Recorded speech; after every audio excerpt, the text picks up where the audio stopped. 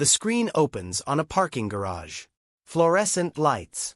A silver Aston Martin parked crooked across two spaces like it arrived in a hurry and stopped caring. A man in a charcoal suit stands next to a significantly less impressive gray Honda Civic, adjusting his tie in the reflection of the window. He looks at himself for a moment, not with vanity, with the particular scrutiny of someone checking whether they can pull off something they agreed to for the wrong reasons. This is Daniel Reyes. He pulls out his phone. Reads a text from Sophia. "You look fine. Stop looking at yourself." She's already inside. Her name is Claire. She's going to try to leave early. Don't let her. "I love you. You owe me nothing after this. I owe you everything." Daniel reads it twice. Pockets the phone. "Right," he says to no one. He straightens his tie one more time. He walks toward the venue. Narrator. VO. The favor his sister asked him for was simple on paper. Show up. Smile.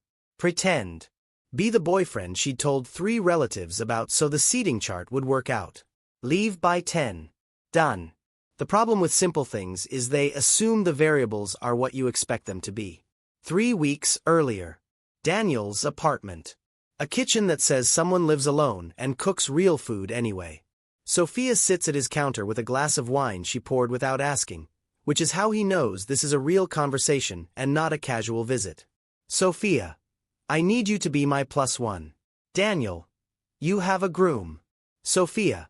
I need you to be my +1 as my brother who is also pretending to be someone's boyfriend. A beat. Daniel. Say that again. Sophia. There's a seating arrangement. There are relatives. Mom told Aunt Patricia you were seeing someone and Aunt Patricia told everyone, and now there is a table of people who expect a couple, and if I show up with an empty seat next to you, the entire afternoon becomes about that instead of about me getting married, which is supposed to be the thing the afternoon is about. Daniel. So you want me to pretend to date someone? Sophia. Just for 1 day. Daniel. Who?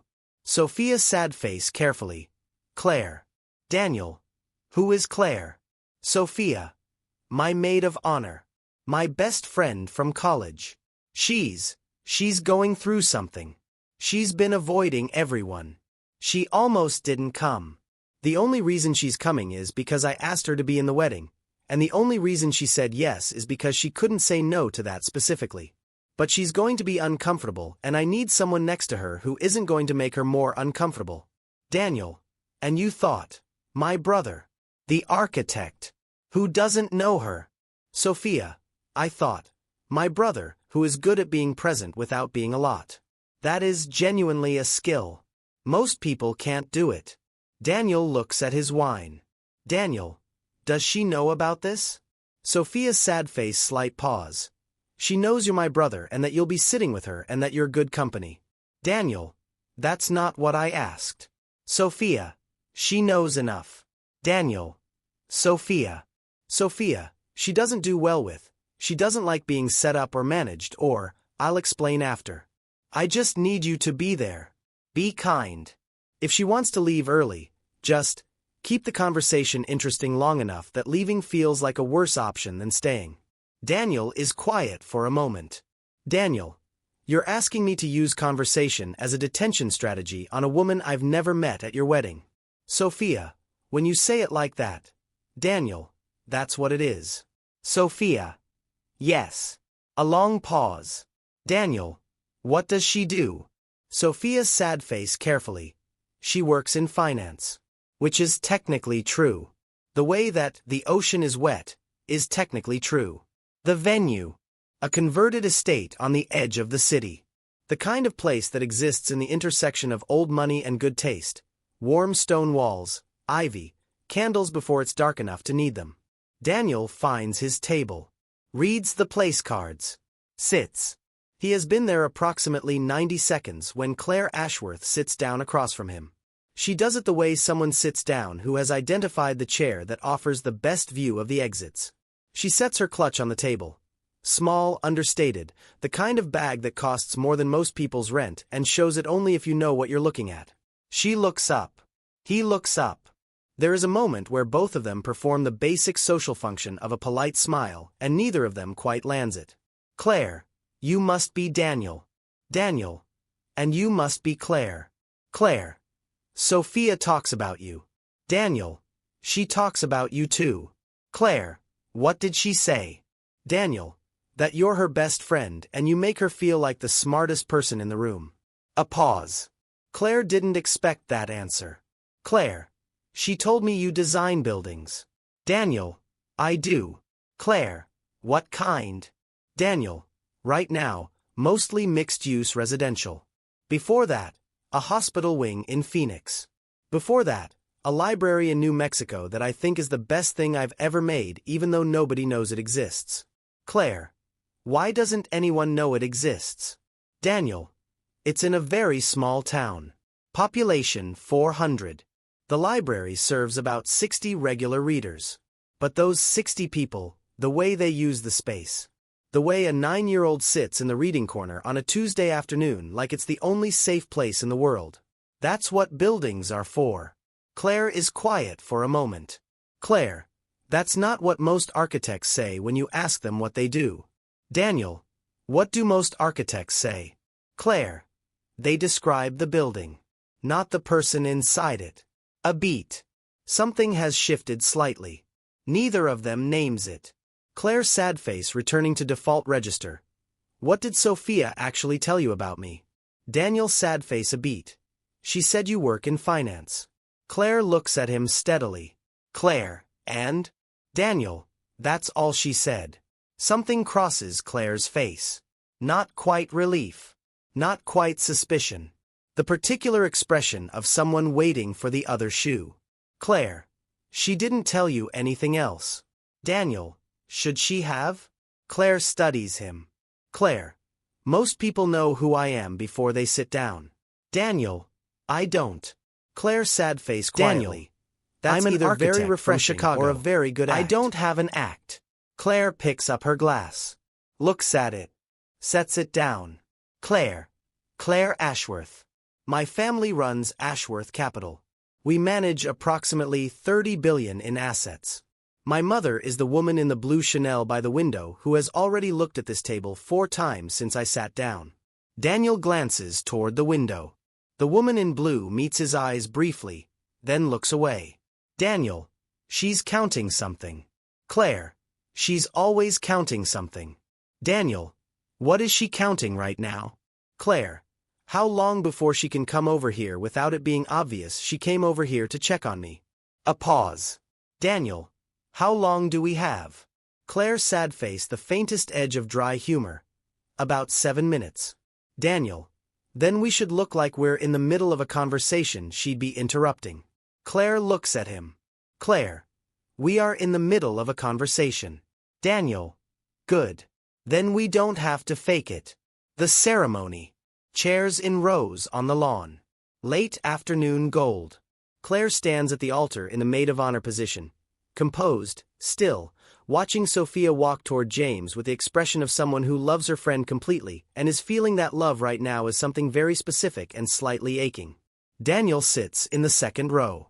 He watches the ceremony. Then, without planning to, he watches Claire. She is very still. She holds her bouquet without fidgeting. But her jaw is set in the particular way of someone managing something invisible. The vows begin. James. I promise to be the person who hands you coffee before you've asked for it. I promise to read the room when the room needs quiet. I promise that when you are certain you are right and I am certain you are right and we are both wrong, we will find out together, and I will not bring it up again. Sophia laughs. The guests laugh. Daniel watches Claire not laugh. He watches her press her lips together very slightly. He watches her look at Sophia with an expression that is entirely love and entirely grief and entirely the face of someone who believed in something and is watching someone else get it and is genuinely, completely glad, and also somewhere far back in her eyes, not glad. He looks away. He doesn't make her feel seen. That is not what this moment requires. After the ceremony. The cocktail hour. The particular social pressure of 200 people congratulating 2 people and everyone else trying to find their footing. Daniel finds Claire at the edge of the terrace, looking at the garden below. Daniel. You gave good ceremony. Claire's sad face not turning around, What does that mean? Daniel, you stood up there for 40 minutes in 4-inch heels in July and looked at your best friend like she was the only thing in the frame. Most people shift. You didn't. Claire turns around.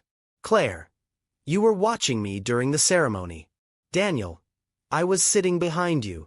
It wasn't surveillance. Claire, most people watch the bride. Daniel, I watch what's interesting. The silence is different now. A degree more charged. Claire, she looks happy. Daniel, she is happy. Claire, James is a good man. Daniel, he is. Claire, you sound certain. Daniel, he called me 3 months ago to ask if there was anything I thought he should know before proposing to my sister. Not because he needed my permission. Because he wanted to know if she had any fears I knew about that he could think about how to address. Claire is quiet. Claire, what did you tell him? Daniel, I told him she's afraid of being ordinary. That she's spent her whole life trying to be extraordinary and she's terrified that love is going to make her ordinary. Claire, what did he say? Daniel, he said that he thought extraordinary people who were loved well became more themselves, not less. And that his job was to be the kind of partner who made her feel safe enough to be loud. Claire looks out at the garden. Claire sad face quietly. He did say exactly the right thing. Daniel, he does that. It's a little irritating. She almost smiles. Almost. Dinner. The table. Margaret Ashworth arrives exactly as Claire predicted. Not obviously, not rudely, but with the precision of someone who has been timing the approach. Margaret sad face to Claire, warm but calibrated. Darling. You look wonderful. Claire, Mom. Margaret's eyes move to Daniel with the particular assessment of someone who has evaluated a great number of things and become very efficient at it. Margaret. And you must be the brother. Daniel. Daniel Reyes. Congratulations on your daughter's friendship producing such a beautiful wedding. Margaret blinks. It's a slightly disarming response. Margaret. Sophia speaks very highly of Claire. Daniel. As she should. The way Claire described it. Keeping a friendship intact across 15 years and 3 different continents takes a specific kind of loyalty that most people talk about and very few actually have. Margaret sad face to Claire. You've been talking. Claire. We've been sitting next to each other, Mom. Margaret sad face to Daniel. What is it that you do? Daniel. I'm an architect. Currently based in Chicago. Margaret. Ashworth Capital has 3 projects in Chicago. 2 mixed-use residential towers and a commercial anchor on the Riverwalk. Daniel. I know the Riverwalk project. The Delacroix Group is the developer. Good bones. The mechanical floor on level 9 has problems that were caught late, but the public space on the ground level is genuinely exceptional. Margaret looks at him more carefully. Margaret. You know it. Daniel. I was considered for the interior consultation on Phase 2. I declined. Margaret. Why? Daniel. The timeline required compromises I wasn't willing to make structurally. And the developer had a pattern of value engineering out the elements that made a building worth being inside. I build for the person inside the building. Not for the return on the exterior. A pause. Margaret processes this. Margaret sad face to Claire. He's direct. Claire. He is. Margaret sad face back to Daniel. Slightly warmer. The mechanical issue on 9 was resolved. Expensively. Daniel. It usually is when it's caught late. Margaret looks between them. Something has shifted in her calculation. Margaret. I'll let you 2 enjoy dinner. She leaves. Claire watches her go. Then looks at Daniel. Claire. You know Ashworth Capital's portfolio. Daniel. I do now. Claire. You didn't before. Daniel. I looked it up when you told me your name. Claire. When did you have time to? Daniel. During the first dance. I have a good memory for what I read. A long pause. Claire. Why didn't you say anything? Daniel. Because you spent the first hour of this wedding braced for me to say something. I didn't see why I should give you less than you expected from a stranger before you decided whether you wanted to talk to me. Claire looks at him for a long moment. Claire. That is either very thoughtful or very calculated. Daniel, can't it be both? Later. The dancing has started inside. The terrace is quieter, a few couples, the soft blur of the reception through the glass behind them. The city lights in the distance. Daniel and Claire stand at the railing with drinks. Neither of them is really drinking. Claire, can I ask you something? Daniel, yes. Claire, what did Sophia actually tell you about why I almost didn't come? A pause. Daniel, she said you were going through something. She didn't say what. Claire, and you didn't ask. Daniel, it wasn't mine to ask. Claire looks at her drink. Claire, 2 years ago I was engaged. His name was Thomas. He worked at the firm, not for Ashworth, a different firm. I thought that was important. That he was completely separate from everything my name attached to. That he saw me. She stops. Daniel, he didn't. Claire, he saw $30 billion and a woman who had access to it. He was patient about it. That's what I couldn't. The patience. He waited 2 years. He was kind and patient and thoughtful for 2 years, and then the firm ran into trouble and he came to me with a proposal that had nothing to do with the wedding and everything to do with the capital. Silence. Claire, and the worst part wasn't that he asked. The worst part was that I wasn't surprised. Some part of me had been waiting for it. Some part of me had known the entire time that this was the shape of it, and I had been, a beat, hoping I was wrong. Daniel, were you wrong? Claire, no. Daniel, I'm sorry.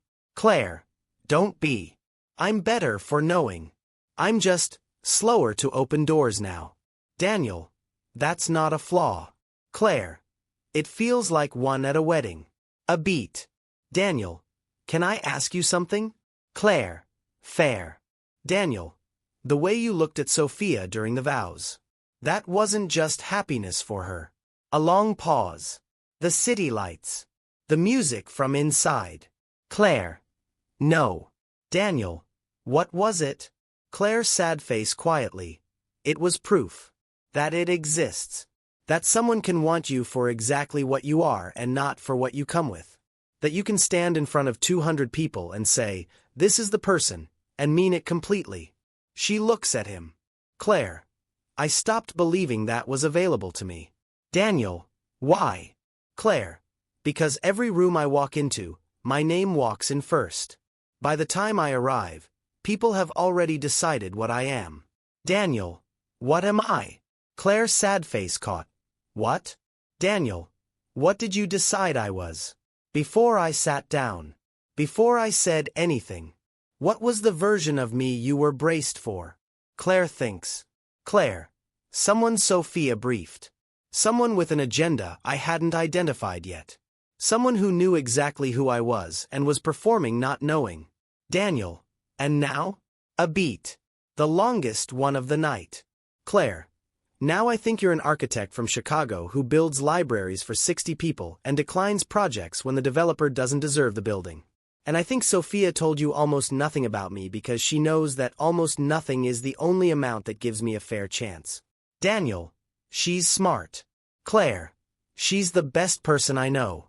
Daniel's sad face quietly. She told me you were going through something and that you needed someone next to you who wasn't going to make it worse.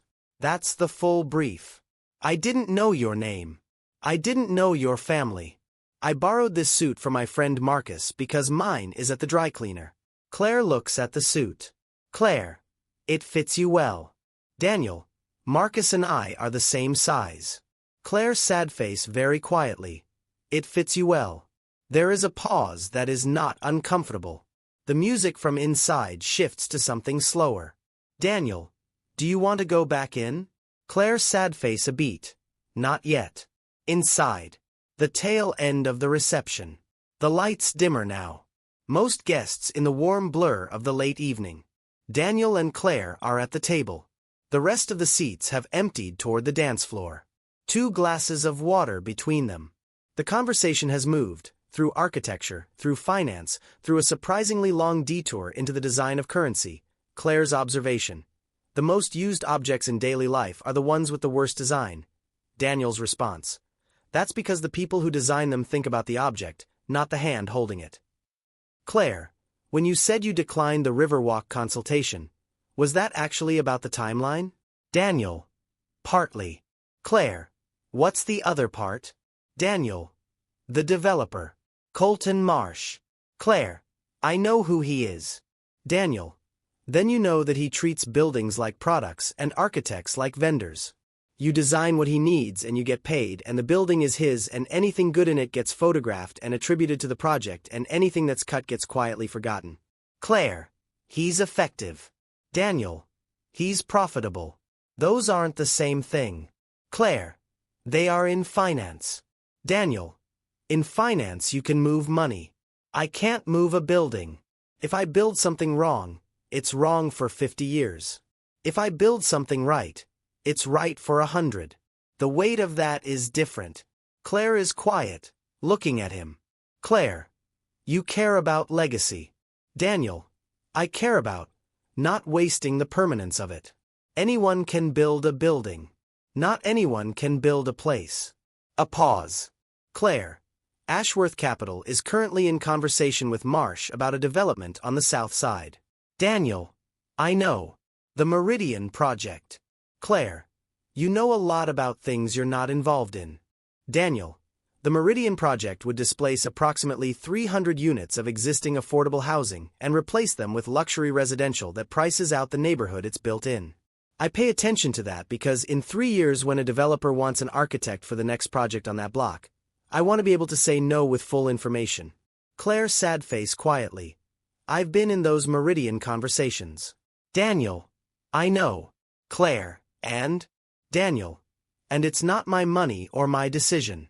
And you're here, not there, which means something either did or didn't happen. A long pause. Claire. I walked out of the last meeting. Daniel, sad face carefully. Why? Claire. Because the impact analysis was a performance. The displacement numbers were buried in the appendix. And when I raised them, the room did what rooms do when someone raises a number that complicates the return. Daniel. What did the room do? Claire. It waited for me to finish talking and then continued. Silence. Daniel. I'm sorry. Claire. Don't be. I'm still in the room. I walked out that day. I came back the next one. Daniel. Why? Claire. Because the alternative is that someone else is in the room and they don't raise the number at all. Daniel looks at her. Daniel. That's not what I expected you to say. Claire. What did you expect? Daniel. I don't know. Something about fiduciary duty. Strategy. The long game. Claire. It is the long game. Buildings are permanent. So is displacement. If I can slow one project long enough to get the impact numbers into the public conversation, that's not nothing. Daniel, sad face quietly. No. It's not nothing. Claire looks at him with something she hasn't quite shown before. Not the managed composure of the opening. Not the careful assessment. Something under both of those. Claire. Why are you looking at me like that? Daniel. Like what? Claire. Like you've recalculated something. A beat. Daniel. Because I have. The reception is winding down. Sophia and James have done the last dance. Guests are finding coats, exchanging hugs, the particular bittersweet logistics of an evening ending. Daniel and Claire stand near the exit, not quite leaving. Sophia appears.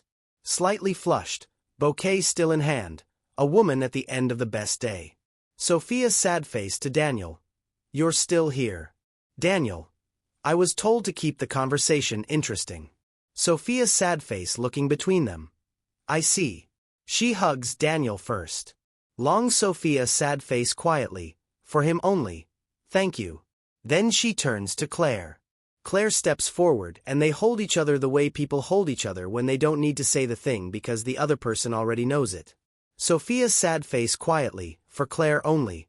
I'm glad you stayed. Claire, sad face quietly.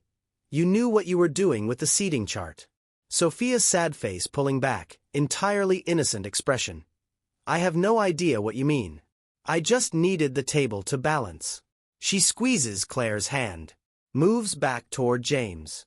Daniel and Claire are alone again. The entrance. The night outside. Her car is somewhere and so is his. Claire. She knew exactly what she was doing. Daniel. She usually does. A pause. Claire. I want to say something and I need you to understand it's not something I say. Daniel. Okay. Claire. This was the first time in 2 years that I spent an evening with someone and forgot to manage it. Daniel. Is that good? Claire. It's terrifying. Which I think means yes. Daniel sad face carefully. I know who you are now. Ashworth Capital. 30 billion. Your mother in the blue Chanel. The Meridian meetings. All of it. Claire. I know. Daniel. And I'm telling you. It is the least interesting thing about you. The silence that follows is not empty. It has weight and temperature and the specific quality of something beginning. Claire. I live in New York. Daniel. I know. Claire. You're in Chicago. Daniel. I know. Claire. Those are real complications. Daniel. They are. Claire's sad face a beat. I have a meeting in Chicago in 3 weeks. Daniel's sad face a beat. There's a library I'd like to show you. Claire. The one in New Mexico? Daniel. No. One I'm designing now.